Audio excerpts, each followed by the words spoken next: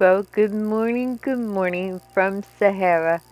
I want to go over just a few dreams I had when I woke up. They're coming from Yogananda and his autobiography. I have been listening to uh, the Ananda lectures, and they were started by devotees of Yogananda, and they have the Ananda all over the world. They have which is self-sustaining communities, and this was uh, what Yogananda wanted his disciple Kriyananda to do, was to develop these self-sustaining villages and communities that would help withstand whatever trauma that we were going to go through at this time with the threat, may I underline the word threat, of nuclear war and climate change. And he saw this, and Yogananda died in 1952, that he said, basically, go forth and create. And they did. They have Ananda villages all over the world, and they have beautiful, beautiful, not what they call Naya Swamis. That means new Swamis. And so I've been listening at night when I go to sleep. Now, this is brand new to me. And I wake up with kind of an instant flash in front of me, like a picture. Now, mind you, I'm sleeping when I listen to these lectures. I start off listening, and apparently I listen all night. And that must have been the doorway to um, these sudden prophetic dreams. So I started a Facebook page called Psychic Predictions for the World, and I started to do a series on my YouTube account. So, but I wanted to capture these dreams quickly before I forgot them, and that's the Facebook Psychic Predictions for the World. It's a group. If you join Facebook, there are various groups you can join. That way, I can timestamp the premonition or dream. That way, I remember, number one, and number two, I have proof, visual proof with a timestamp. And anybody is more than welcome to join. You just, if you're a member of Facebook, come on over to, just type in the search bar, Psychic Predictions for the World, and say, hey, it's me, I finally showed up. Let me show you what I got starting off this morning. Gerald Ford. I've got no verbal messages with any of these. We can assume when I woke up, I said, wait, come think of it, Gerald Ford took over, was the vice president when Nixon resigned, and so Gerald Ford became the president, and he was a good president. He was um, a sound and level Republican. So he did a good job. He didn't last long because then there was another election and the Democrats won. Um, I think that's how it went. I lived through it. You'd think I remember, including Watergate. After Gerald Ford, I don't know if Jimmy Carter was next, but I think this is our boy Jimmy and Roslyn. It's the cutest picture, I swear. They're so adorable. Um, and I don't know when they were married. I'm assuming probably right around like, well, 1947, 1950s. But the thing on Gerald Ford is he was a decent, good president. You might remember he was teased because he kept falling down steps and hitting people with golf balls. That was it. That was it. That's all he. And after that, he was a decent president. Now look at what we've got. We have at present, probably not for very long. We have Donald Trump. There's no comparison. Gerald was a decent person. He was sound, level, normal, my kind of guy. So next, I got a flash of Rosalynn Carter, and in that flash, she was wearing this hat. It was just Rosalynn Carter, in an early picture of her, and she was smiling. It was so. This is a premonition about Rosalynn Carter. I don't know how she is to date. This is the end of July 2018. I don't know how she is right now, but she and Jimmy are in their mid-90s, so it wouldn't be unusual to say that she's about to pass on. But the feeling I got was I a contentment. I've had a good life. And she said, in life, all I did was have one or two sound principles, and I lived by them and I stuck by them. And I think that she was a very traditional girl, traditional, maybe one of the Protestant faiths, maybe Baptist, but considering they came from Georgia, that she just had a few, and I think she was quite stuck to her religion.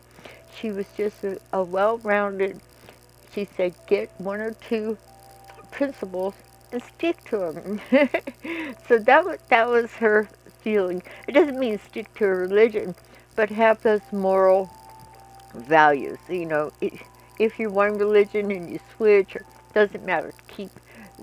If you're switching, take your morals with you. So, the next one.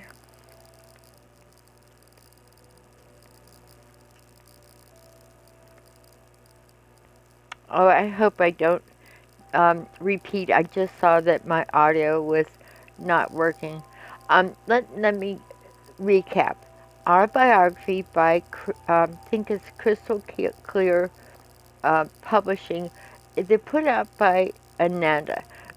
The Self-Realization Fellowship um, was associated with Yogananda, but the Ananda is the better quality, and they have continued with Yogananda's desire to start communities to that are self-sustaining.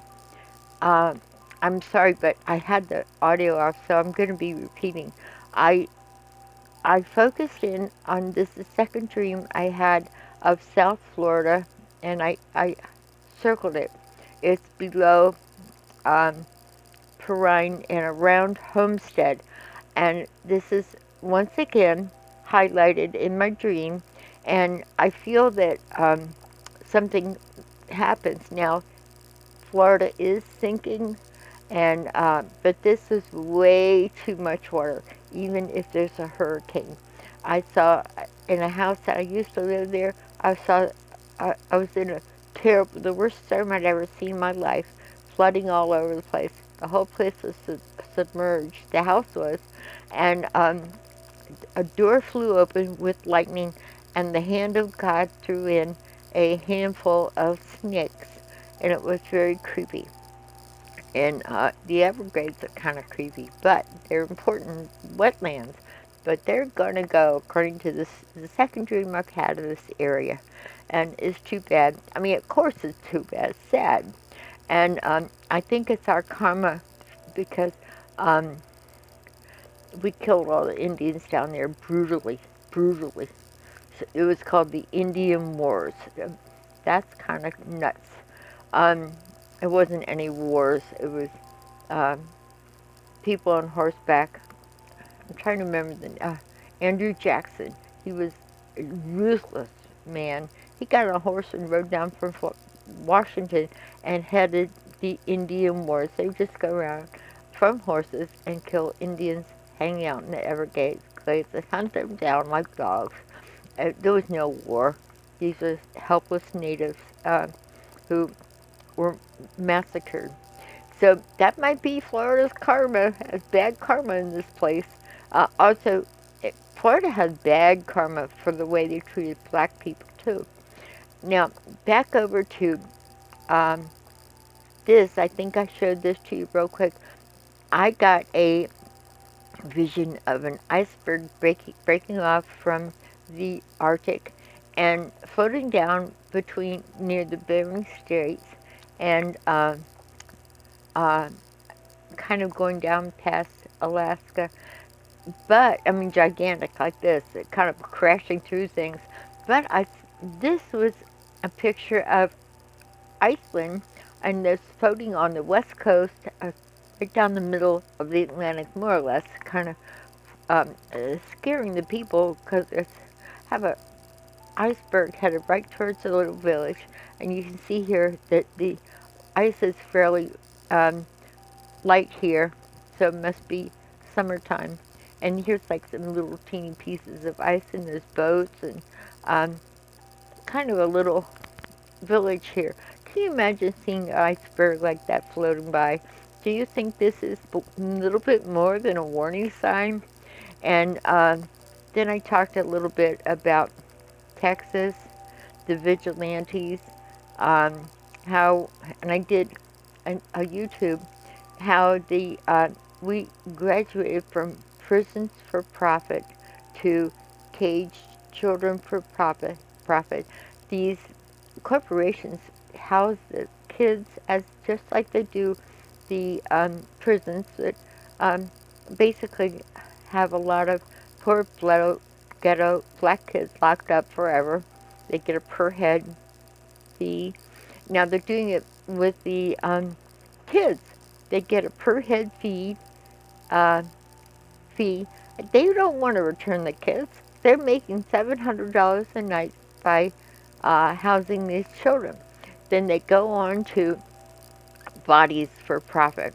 The immigrants across the border, they have been told that if they call the immigrations or border patrol and say they want to turn themselves in for amnesty and they want to apply for citizenship, somebody will come get them. Well, nobody gets them. Nobody comes anymore. They die. It's a terrible place. It's a high desert of Texas.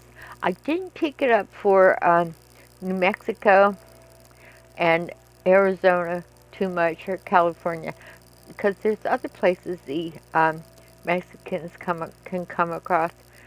If I'm not mistaken, this map is a little hard to read.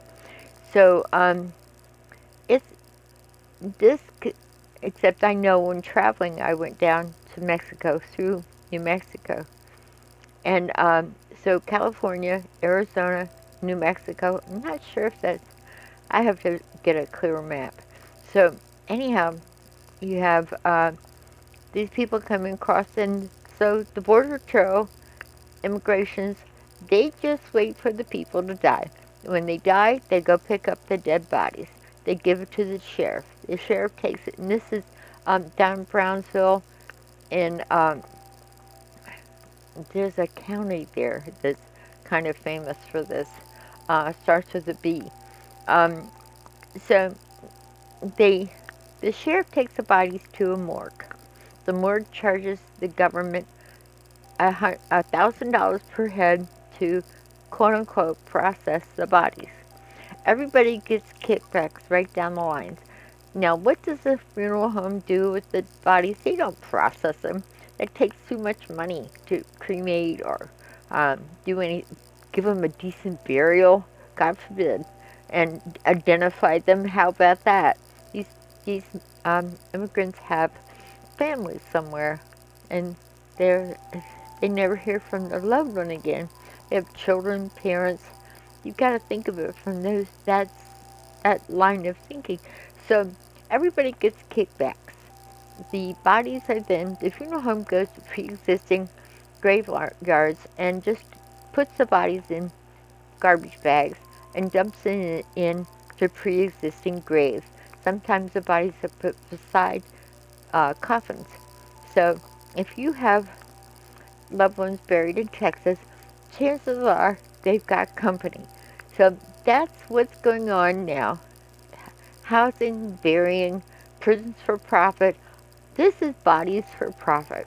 And that's kind of an interesting way to look at it. B-O-P.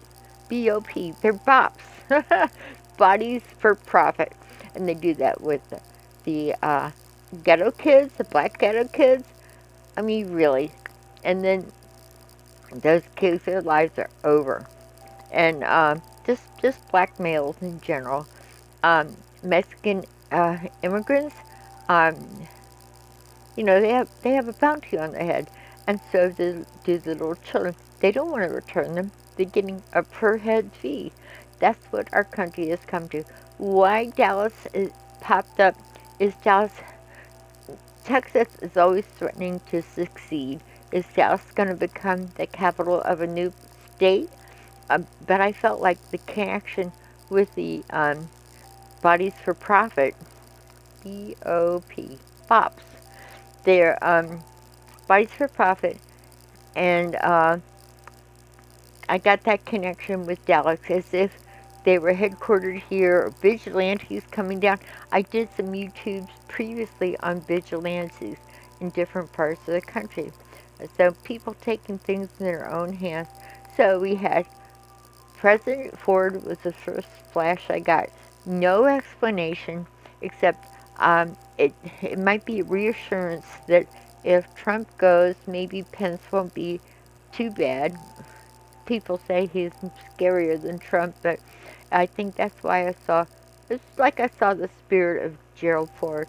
I don't think he's not with us anymore. He was really decent, and he got criticized because he was clumsy. That he hit a couple people on the head with golf clubs, and he fell down some stairs. I'm serious. That's what he got criticized for. Now we have Trump. I let that sink in. Rosalynn Carter, and I think that her advice was get some basic principles, morals, morals, and stick to it. Um, is she about to pass? Probably. I want to let you know also my husband worked for the Jimmy Carter White House, and he helped modernize the White House with computers, and that's when I met my dear Frankie. And it was interesting because we got to go to a White House Christmas party.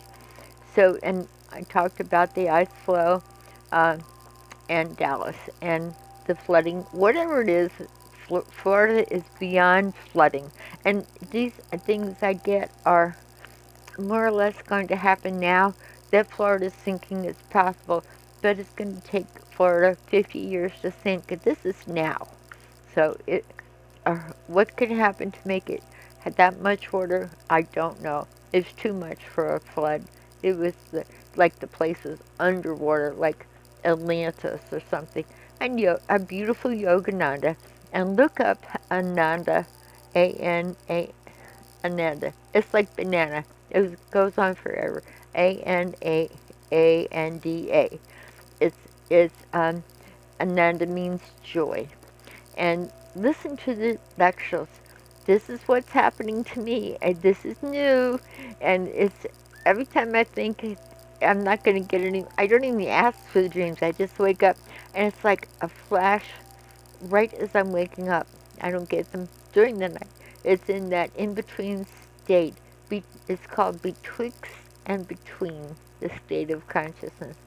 So this is new to me. I've always been psychic, but nowadays that's kind of more normal. We're moving into a new age, thank God.